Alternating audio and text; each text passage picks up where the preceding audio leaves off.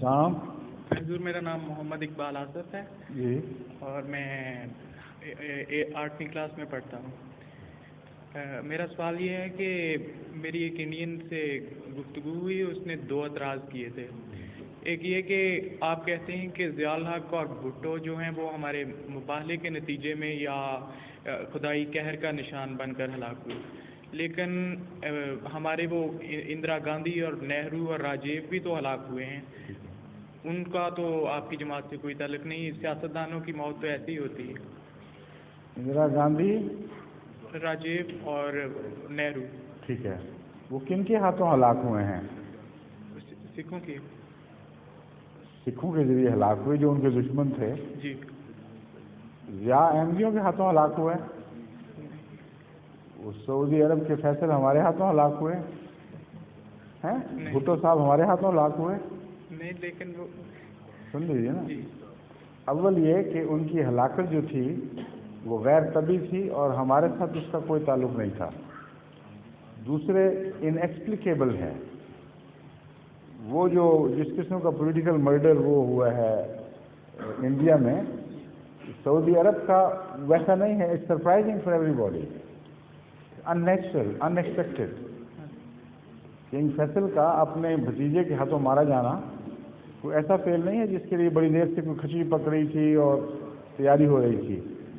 دوسرے یہ کہ مرڈر تو ہر جگہ ہوتے رہتے ہیں, مگر ایک مذہبی جماعت کی مخالفت کرنے والا جو اس کو دبا رہا ہو اور یہ ادعا کرے کہ میں خدا کا پسندیدہ ہو گیا ہوں, خدا کی نظر میں مقبول ہو گیا ہوں, اس کی مثال عام سیاسی لیڈر سے نہیں ہو سکتی. اس نے تو یہ دعویٰ ہی نہیں کیا کہ میرا یہ فعل جو ہے مجھے خدا کی نظر میں پیارا بنا رہا ہے. اس لیے اس کا انجام تو عام حالات کا انجام ہے, لیکن جو یہ دعویٰ کرے کہ میرا فعل مجھے خدا کا پیارا بنا رہا ہے اور اس سے سلوک وہ ہو جو خدا کے دشمنوں کے ساتھ ہونا چاہیے, یہ نشان بنتا ہے. گاندھی نے کب دعویٰ کیا تھا, یا اندرا گاندھی نے کب کیا تھا, یا پنڈت نہرو نے کب کیا تھا کہ ہم خدا کے پیارے ہیں اور ہم نے جو کام کیے ہیں خدا کی خاطر کیے ہیں, اس لیے اللہ کا رحم ہم پر نازل ہوگا, ہم رہتی دنیا تک ہمیشہ زندہ رہیں گے.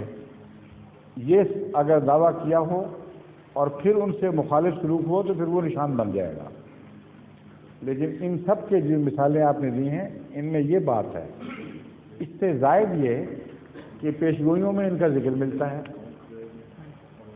اگر پیشگوئیوں میں ذکر ملتا ہو اور وہ صادق آتا ہو تو وہ کس طرح اتفاق ہو گیا؟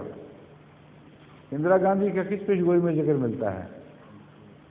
پنڈت گاندھی کا مارے جانے کا کس پیشگوئی میں ذکر ملتا ہے؟ جن کے لیڈر ہیں انہوں نے کبھی آج تک اشارہ کر بھی یہ بات نہیں کی. اور بھٹو صاحب کے معاملے میں 52 کے عدد پر مارا گیا کہ جو پیشگوئی کی حضرت صلی اللہ علیہ وسلم کی, وہ شہرت پا گئی اخباروں میں اور ساری قوم نے انگلیاں اٹھائیں. یہاں تک کہ جماعت اسلامی کے ایک اخبار نے گورنمنٹ کو, ضیاء کی حکومت کو متوجہ کیا کہ دیکھو اس کی عمر 52 سال ہے اور 52 سال کی عمر میں احمدی کہتے ہیں اور سارے دنیا میں مشہور کر دیا ہے کہ یہ شخص 52 سے آگے نہیں جائے گا, کیونکہ مسیح علیہ السلام کا الہام ہے کہ 52 کے عدد پر مارا جائے گا. اس لیے خدا کے لیے یا پہلے مارتے یا انتظار کر لو, 52 کی عمر پوری ہو جائے, گزر جائے, پھر مارنا. لیکن ضیاء کی احمدی دشمنی اپنی جگہ, یہ خدا نے توفیق ہی نہیں دی اس کو, اور عین پیشگوئی کے مطابق اس عدد سے مارا گیا ہے. تو یہ ہے نشان. خالی اکیلا مرنا تو کوئی نشان نہیں. یہ بات تو ٹھیک ہے ان کی, لیکن آپ نے بیان ٹھیک نہیں کیا. پھر ضیاء کی موت ہے, اس کے متعلق پہلے میں نے مباہلہ کیا, باقیوں کو تو مباہلے کا چیلنج نہیں تھا, میں اب مباہلے کی بات کر رہا ہوں. پھر بیچ میں درمیان میں خطبے میں بیان کیا کھل کر کہ ضیاء صاحب نے اس کا کوئی جواب نہیں دیا. لوگ سمجھ سکتے ہیں کہ انہوں نے مباہلہ قبول نہیں کیا, اور میں سمجھتا ہوں کہ ہو سکتا ہے یہ اپنے آپ کو اتنا بڑا سمجھتے ہوں کہ ایک میرے جیسے آدمی کو جواب دینا اپنی بےزتی سمجھیں اور سمجھیں جماعت احمدیہ کی کیا حیثیت ہے, مجھے کوئی ضرورت نہیں ایسے لفظ چیلنج کو قبول کرنا, کرنے کی یا اس کا انکار کرنے کی بھی میں اس سے بلند ہوں. اس لیے میں ان کے سامنے ایک ایسا معاملہ رکھتا ہوں جس سے پھر وہ بچ نہیں سکیں گے. ان کو لازماً فیصلہ کرنا پڑے گا اور دکھانا پڑے گا. وہ طریق یہ ہے کہ اگر یہ میرے مباہلے سے خائف ہیں اور قبول نہیں کرنا چاہتے تو احمدیوں پر اپنے بقیہ دور میں ظلم بند کر دیں. ہدایت دے دیں کہ بس کرو کافی ہو گئی ہے. ہمیں نظر آ جائے گا کہ آپ نے چیلنج قبول نہیں کیا بلکہ توبہ شروع کر دی ہے. اگر آپ نے تبدیلی نہ کی بلکہ پہلے سے بڑھ گئے تو یہ نشان ہوگا کہ آپ نے تحقیر سے دیکھا ہے اس چیلنج کو, کوڑی کی بھی پرواہ نہیں کی, اور بڑی دلیری اور جرأت سے آپ اس کو رد کر رہے ہیں اور خدا کے عذاب کو گویا چیلنج کر رہے ہیں. اس کے بعد یہی ہوا, ضیاء پہلے سے کم ہونے کی بجائے اور زیادہ بڑھ گیا, اور زیادہ شدت سے احمدیوں پر مظالم شروع ہوئے. یہاں تک ابھی کہانی مکمل نہیں ہوئی. آخر ایک دن جمعرات اور جمعے کی درمیانی رات کو اللہ تعالیٰ نے مجھے واضح خبر دی کہ جو گزشتہ انبیاء کے مخالفین سے ہوتی چلی آئی ہے وہ چکی اس کو پیسنے والی ہے, اور اب کوئی اس کو بچا نہیں سکے گا.